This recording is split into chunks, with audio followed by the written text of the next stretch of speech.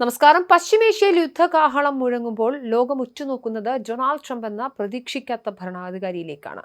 Iran സൈനികമായി പരാജയപ്പെട്ടു കഴിഞ്ഞുവെന്നും അത് അംഗീകരിക്കാൻ തയ്യാറായില്ലെങ്കിൽ രാജ്യം മുൻപെങ്ങുമില്ലാത്ത പ്രത്യാഘാതങ്ങൾ നേരിടേണ്ടി വരുമെന്നും ട്രംപ് അന്ത്യശാസനം നൽകി കഴിഞ്ഞു. വെറും വാക്കല്ല, ട്രംപ് ഇറാന് മേൽ നരകം അഴിച്ചുവിടാൻ സജ്ജമാണ് എന്നാണ് White House press secretary Karoline Leavitts മാധ്യമപ്രവർത്തകർക്ക് നൽകുന്ന മുന്നറിയിപ്പ്.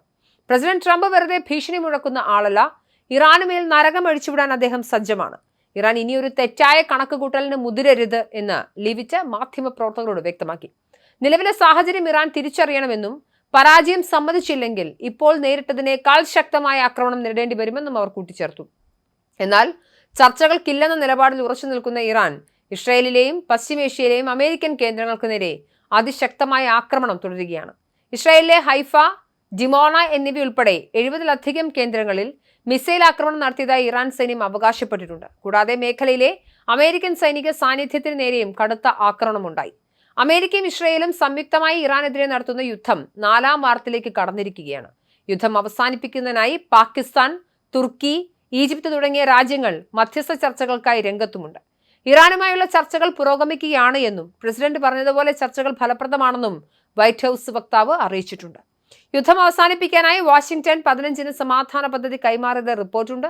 എന്നാൽ അമേരിക്ക മുന്നോട്ട് വെച്ച 15-ന് സമാധാന പദ്ധതി അപ്രായോഗികമെന്ന് പറഞ്ഞ് ഇറാൻ തള്ളിയിട്ടുമുണ്ട്.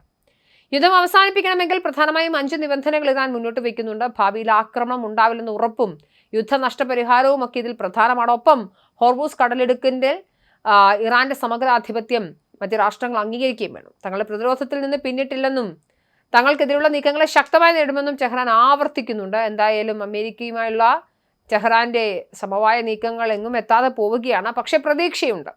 അതേസമയം ഇറാനുമായുള്ള US പ്രസിഡന്റ് ഡൊണാൾഡ് ട്രംപിന്റെ സമാധാന കരാർ യാഥാർത്ഥ്യമാകുന്നതിന് മുൻപ് ഇറാന്റെ സൈനിക ശേഷി തകർക്കാൻ ലക്ഷ്യമിട്ട് ഇസ്രായേൽ പ്രധാനമന്ത്രി ബെഞ്ചമിൻ നെതന്യാഹു ടെലവീവിലെ അതീവ സുരക്ഷയുള്ള ഭൂഗർഭ ബങ്കറിൽ കമാൻഡർമാരുമായി നടത്തിയ കൂടിക്കാഴ്ചയിൽ ഇറാന്റെ ആയുധ നിർമ്മാണ കേന്ദ്രങ്ങൾ 48 മണിക്കൂറിനുള്ളിൽ നാമാവശേഷമാക്കാൻ നെതന്യാഹു അന്ത്യശാസനം നൽകി കഴിഞ്ഞു.